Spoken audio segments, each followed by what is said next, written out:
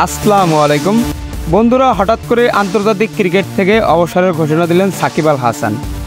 আর সংবাদ সম্মেলনে এসেই এমনটা জানিয়েছেন সাংবাদিকদের তিনি। টি-20 ও টেস্ট ক্রিকেটকে ইতিমধ্যেই বিদায় জানিয়েছেন তিনি। পাশাপাশি তিনি বাংলাদেশের মাটিতেই নিজের ক্যারিয়ারের শেষ টেস্টটি খেলতে চান। অক্টোবরেই সাউথ আফ্রিকার বিপক্ষে ঘরের মাঠে সিরিজ খেলবে টাইগাররা। আর এই সিরিজেই টেস্ট খেলে নিজের ক্যারিয়ার শেষ করতে চান সাকিব আল হাসান। আর ঘরের মাঠে নিজের ক্যারিয়ারের শেষ টেস্টটি খেলার জন্য ইতিমধ্যে বাংলাদেশ ক্রিকেট বোর্ড বিসিবির কাছে নিরাপত্তা চেয়েছেন সাকিব আল হাসান। তবে এবার নিরাপত্তা ইস্যুতে বাংলাদেশ ক্রিকেট বোর্ড বিসিবি হতাশ করেছে সাকিব আল হাসানকে। বাংলাদেশ ক্রিকেট বোর্ডের প্রেসিডেন্ট ফারুক আহমেদ জানিয়ে দিয়েছে সাকিব আল হাসানকে দেশে আসলে নিরাপত্তা দিতে পারবে না তারা। কেননা ফারুক আহমেদ জানিয়েছে নিরাপত্তার বিষয়টা আমাদের হাতে নেই, আমরা কোনো এজেন্সি না।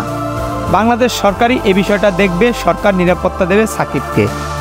পাশাপাশি তিনি আরও বলেছেন, আমরা কোনো র্যাব বা পুলিশ নই, আমরা কাউকে নিরাপত্তা দিতে পারবো না। তাই তো ফারুক আহমেদের এমন বক্তব্যে স্পষ্ট বোঝা যাচ্ছে সাকিব আল হাসান দেশে আসলে তাকে কোনো নিরাপত্তা দিতে পারবে না বাংলাদেশ ক্রিকেট বোর্ড বিসিবি।